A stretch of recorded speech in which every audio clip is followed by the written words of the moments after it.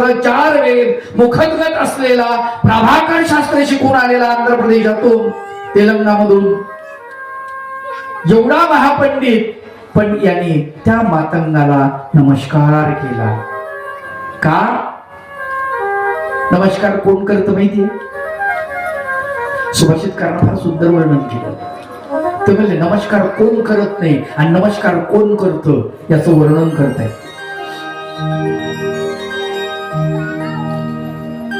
नमंती फलिनो वृक्ष, झाडाला फळं लागले की झाड वागतं. नमंती ते नमस्कार करताय, नम्र होत आहे. जोपर्यंत झाडाला फळ लागत नाही तोपर्यंत वाकत नाही. फळ लागली की झाड वागतात. नमंती फलिनो वृक्ष नमंती गुणिनो जना. गुणीजन नमस्कार, गुणवान जे आहेत ना ते नमस्कार करतात. शुष्क काष्टस्य मूर्खस्य न नमंती कदाचन. वाळलेलं लाकूड आहे ना ते कधीच नमत नाही, कधीच नमस्कार करत नाही, कधीच नाही. ते वाकतच नाही. वाळलेलं लाकूड जे आहे ते ताठ राहत एकदम, वाकत नाही. आणि मूर्ख म्हणून नमस्कार अत्यंत महत्वाचा आहे. ही पात्रपा माहीत भेटत बघा, तुम्ही विचार करा त्याचा. लीळा चरित्रामधले पात्र बघा, महाभारतातले पात्र बघा, कशी पात्र आहेत. मग विचार करा ना. रामायणातली पात्र बघा, भागवतातली पात्र बघा, कसं समर्पण आहे या लोकांचं. रामायणामधला एक एक पात्र बघा. लक्ष्मण बघा,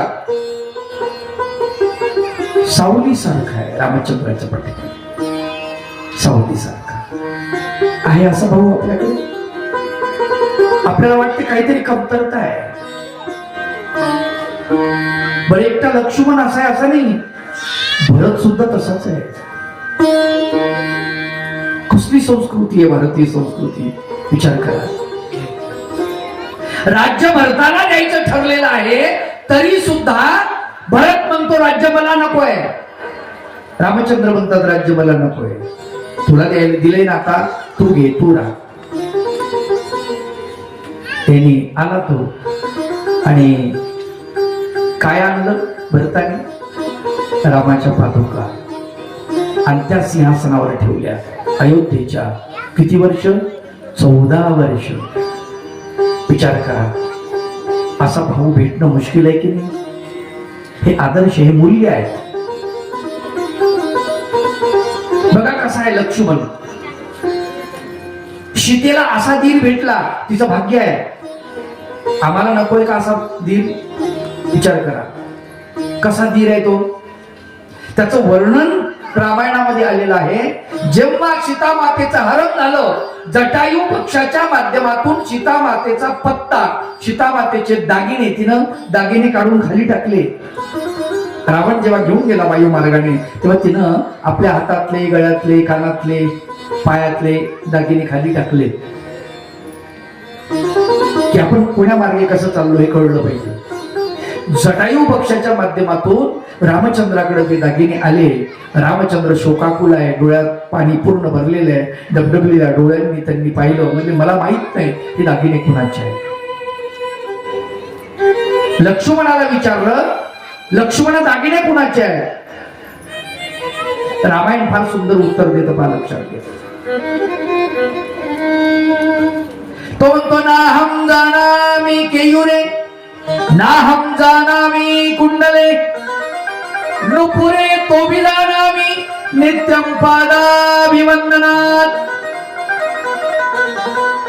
मला गळ्यातले अलंकार माहित नाही, नाकातले अलंकार माहित नाही, कानातले अलंकार माहित नाही, अंगावरचे कुठलेच अलंकार मला माहित नाही, पण पैंजण मात्र भाभीचेच आहेत हे निश्चित मी सांगू शकतो.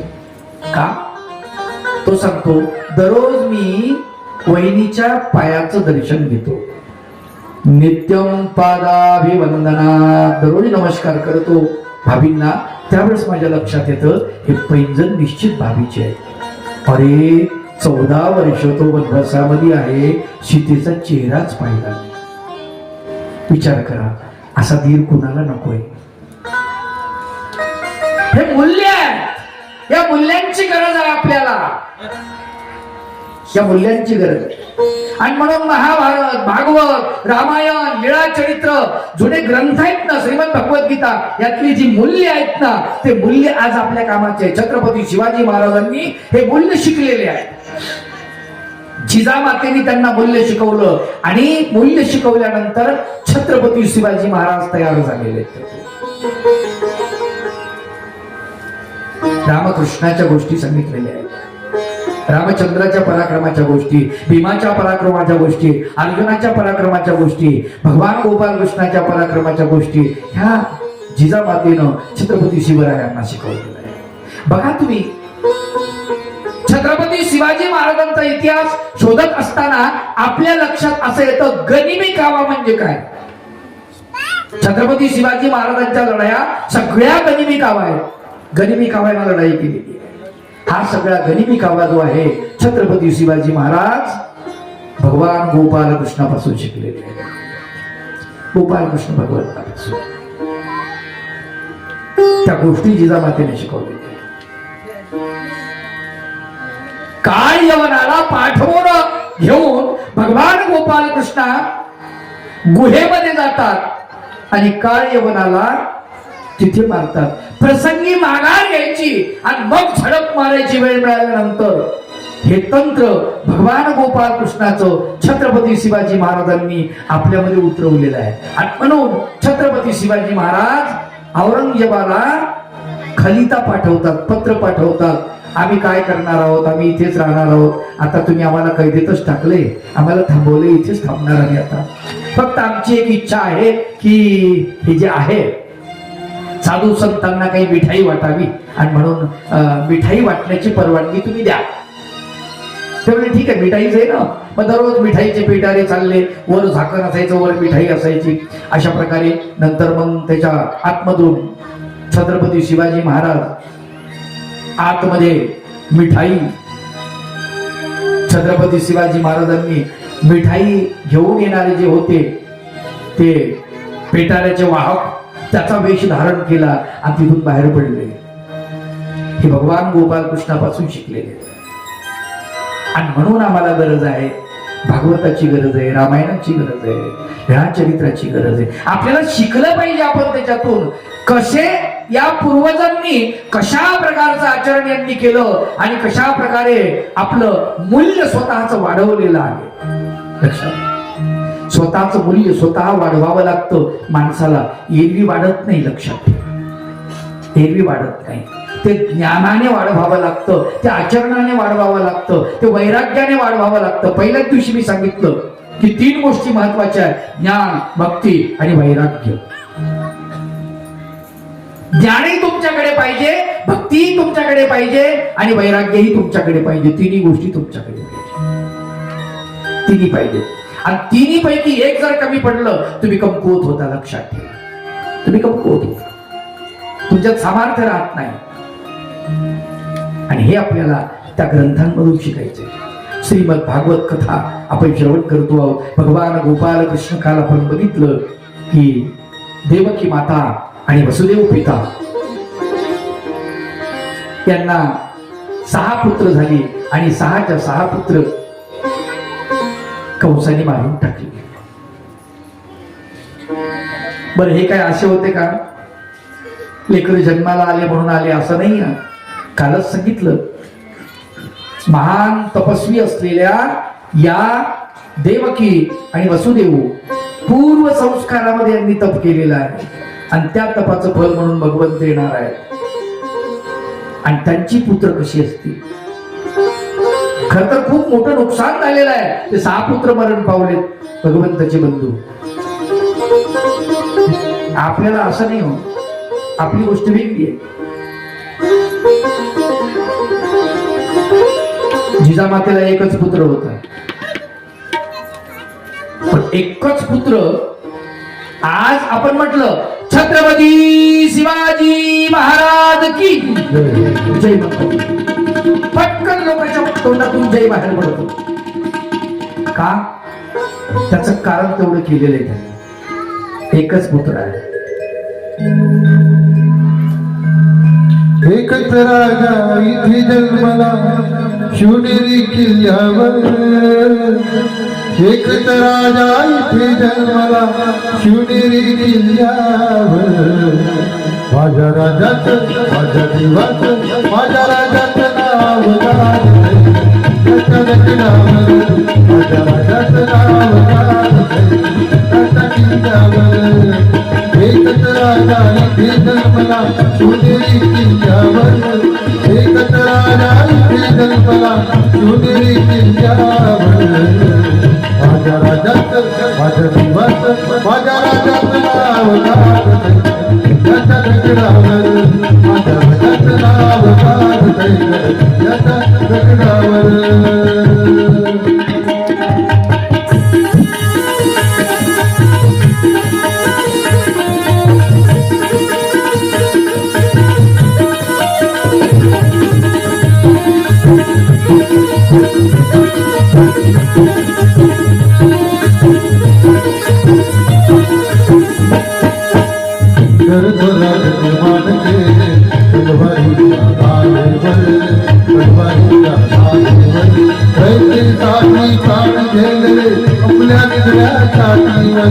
आपल्या निगड्या छातीवर प्राणपणाने लढले मावळे भरूसच्या राजावर, प्राणपणाने लढले मावळे भरूसच्या राजावर. माझ्या राजाचं माझ्या राजाचं माझ्या राजाचं नाव गाजतंय त्याच्या दगडावर, माझ्या राजाचं नाव गाजतंय त्याच्या दगडावर. एकच राजा इथे जन्मला शिवनेरी किल्ल्यावर, एकच राजा इथे जन्मला शिवनेरी किल्ल्यावर. माझ्या राजाचं माझ्या देवाचं माझ्या राजाचं नाव गाजतंय त्याच्या दगडावर, माझ्या राजाचं नाव गाजतंय त्याच्या दगडावर, माझ्या राजाचं नाव गाजतंय त्याच्या दगडावर. छत्रपती शिवाजी महाराज एकच पुत्र आहे. एकच पुत्र असावा खूप झालं. खरं पाहिलं तर धर्म, प्रपंच, संस्कृती सगळ्याच गोष्टीची जपणूक केली त्यांनी. परब्रह्म परमेश्वर भगवान गोपाल कृष्ण जन्माला येतात, अवतरित होतात. त्या अगोदर 6 बालक मारलेली आहेत. देवकीची काय अवस्था असेल? 7व्यांदा देवकी गर्भवती राहिल्यानंतर योग मायेनं, कालच सांगितली मी, आपल्या सामर्थ्यानं पोटातला जो गर्भ आहे तो गर्भ रोहिणीच्या पोटामध्ये नेऊन टाकलेला आहे आणि तिकडे बलराम दादाचा जन्म झाला. 8व्यांदा देवकी गर्भवती राहिली. आता मात्र देवकीचा चेहरा उजळलेला आहे. चेहऱ्यावर प्रचंड तेज आलेला आहे. एक निडर आणि धैर्यशील अशा प्रकारचं सामर्थ्य तिच्या चेहऱ्यावरती दिसते आहे. आता मात्र वसुदेवाची चिंता वाढलेली आहे. त्याला वाटतं हे 8वं बालक आहे आणि प्रकृतीने आपल्याकडे जे काम सोपवलेलं आहे, मायेने, योग मायेने, याचा सांभाळ झाला पाहिजे, याला इथून वाचवलं पाहिजे, हा चिंता करतो. जसे जसे देवकीचे दिवस भरत चालले तसं तसं देवकीचा चेहरा उजळत चालला. भयग्रस्त असलेला वसुदेव मात्र काय होईल या बाळकाचं? देवकी म्हणाले काय होईल? काही होणार नाही. तो कंस काय करेल? कोण कंस? कुठला कंस? येऊ दे त्याला, कच्चा खाऊन टाकीन. वसुदेवानं तिच्या तोंडावरती हात ठेवला. अगं असं नको करू, व्यक्तीला का नसतात. कोणी जाऊन सांगितलं तर बाळा जन्म होण्याच्या आतमध्ये तुला मारून टाकतील. वसुदेव आता जास्त काळजी घेतो. 9 महिने 9 दिवस भरत आलेले आहेत. मी कालच सांगितलं तुम्हाला, विष्णू येणार होते, परंतु विष्णू ऐवजी साक्षात परब्रह्म परमेश्वर भगवंत परमेश्वर अवतार धारण करताय. त्या अगोदर त्यांनी विष्णू येणार म्हणून विष्णूच्या रूपातच दर्शन दिलं. येण्याच्या आदल्या रात्री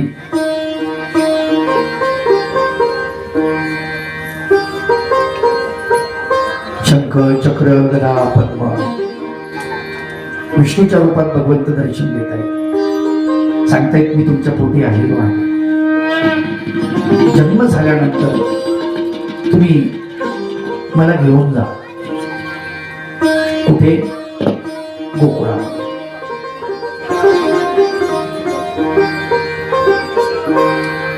गोकुळामध्ये यशोदेला कन्या झालेली आहे, तिला घेऊन जा.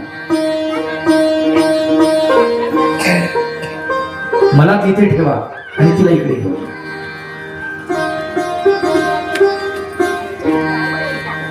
असं सांगून विष्णूच्या रूपात आलेले भगवंतांतर दार पावले. दुसरा दिवस उजळलेला आहे.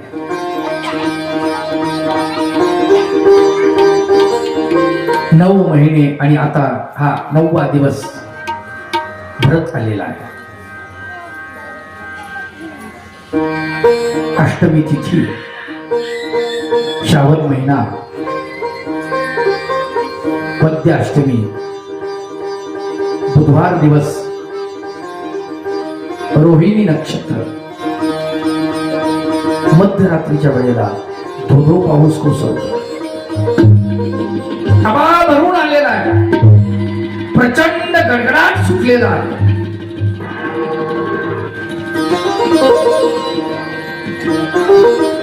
ढगांचा गडगडाट सुरू होतोय. विजांचं चमकणं सुरू होतोय. धोधो पाऊस कोसळतोय.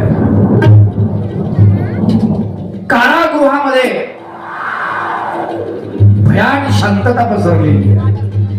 रातकिडे किर्र आवाज देत आहे.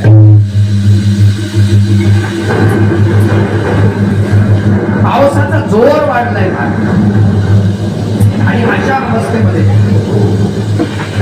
मध्यरात्रीला परब्रह्म परमेश्वर भगवान गोपाल कृष्ण भगवंताचा अवतार कारागारी अंधकारी कृष्ण जन्मदाता अजन्मा जन्माची आला अजन्मा जन्माची आला कारागारी अंधकारी कारागारी अंधकारी कृष्ण जन्मदाता अजन्मा जन्माची आला अजन्मा जन्माची आला.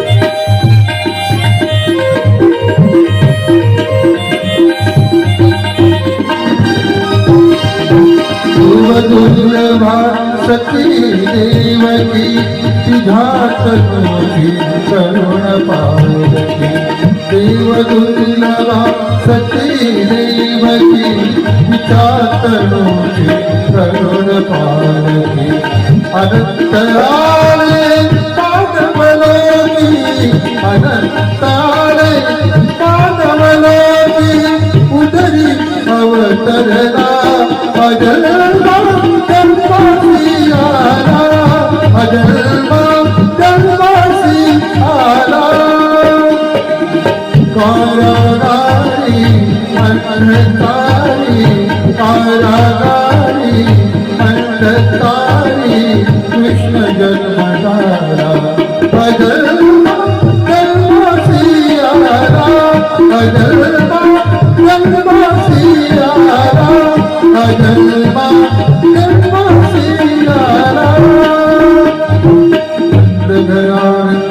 भयो जय कन्हैया लाल की नंद घराना भयो जय कन्हैया लाल की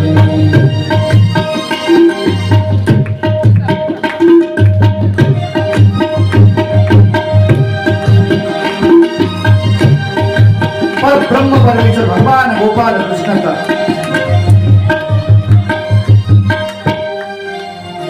अवतार झाला मध्यरात्रीची वेळ आणि या मध्यरात्री परब्रह्म परमेश्वर भगवान गोपाल कृष्ण पृथ्वी तलावरती त्यांनी आपलं पहिलं पाऊल ठेवलेलं आहे. कारागृहामधले सगळे सैनिक शांत झोपी गेलेले आहेत. वसुदेवानं विचार केला याला कुठे न्यावं, काय करावं, कसं करावं.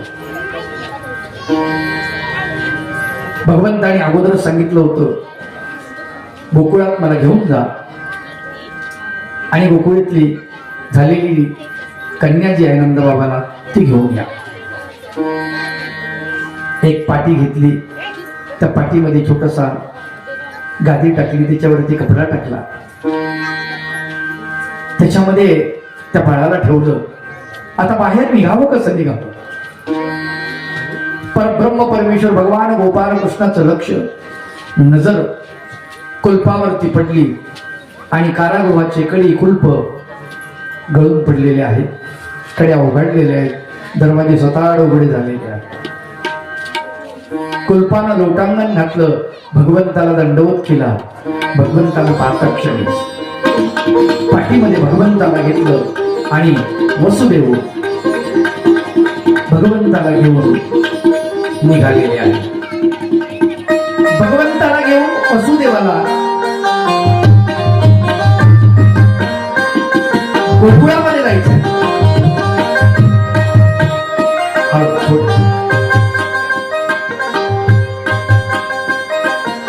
यमुनेच्या काठावरती आल्यानंतर यमुनेला प्रचंड महापूर आलेला आहे.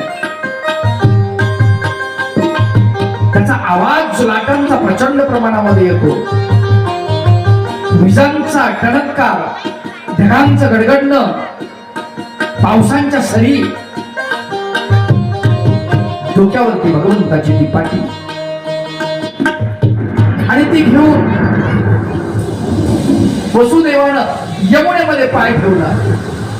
जसा यमुनेमध्ये पाय ठेवला, थंडगार यमुनेचं पाणी छातीपर्यंत गळ्यापर्यंत पाणी वाढत चालले. विचार करतो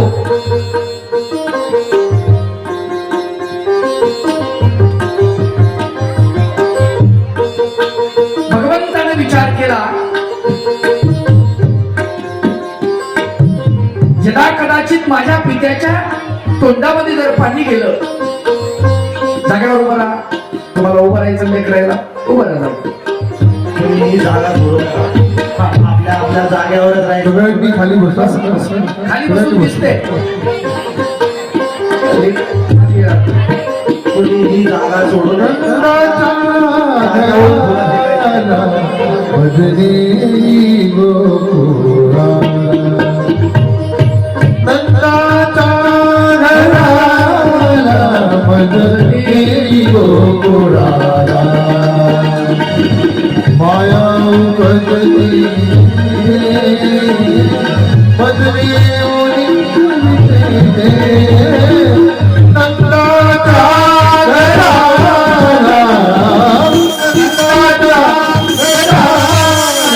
भजनी गोकुळा भजनी गोकुळा माया भजनी भजनी नंदाचा घराला भजनी गोकुळा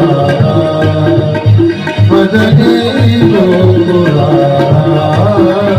भजनी गोकुळा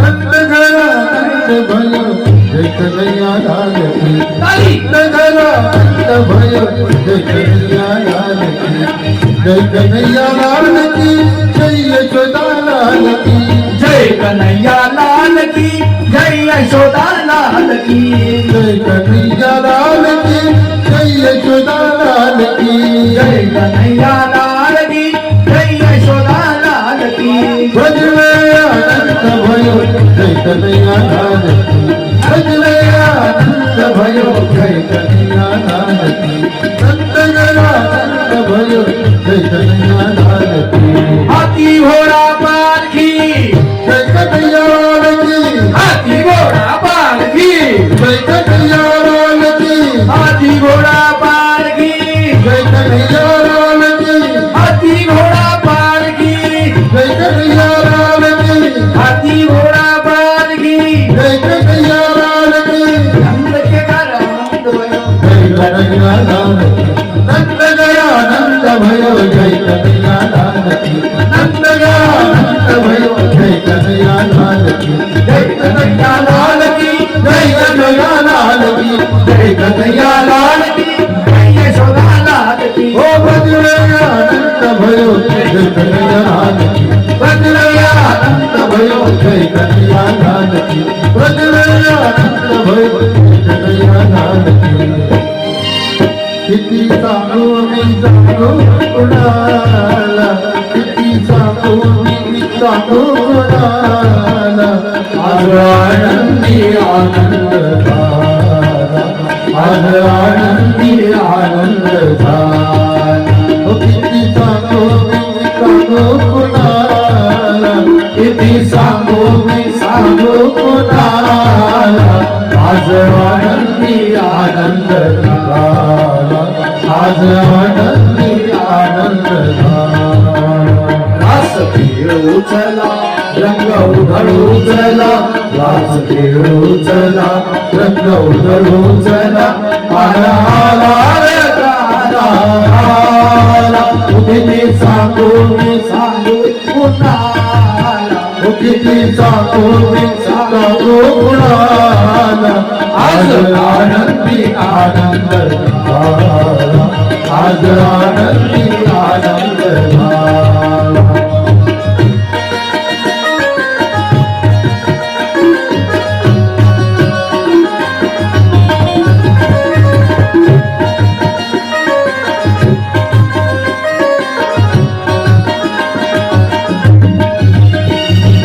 अष्टमीच्या रात्री ग यमुनेच्या काठी गोकुळ अवतरले अष्टमीच्या रात्री गयमुनेच्या काठी गोकुळ अवतरले गोरा सुगालात सुगाव तालात पंजन तरतरले ओ गोकुळ सुगालात नाचू गाऊ तालात पैदन तर धरले ओ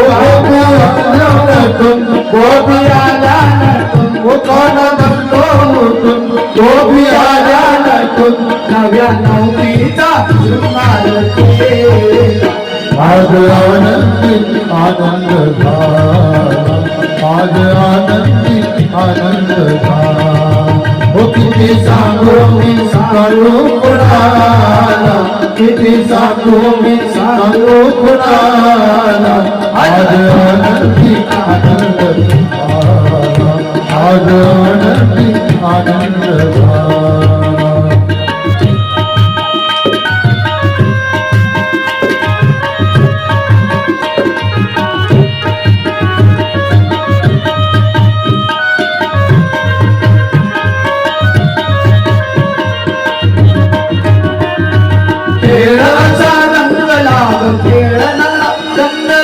खेळाचा रंग लाग खेळना चंद्रा टिपणीवर टिपणी पडे टिपणीवर टिपणी पडे छपून छपून गिरधारी मारतो पिचकारी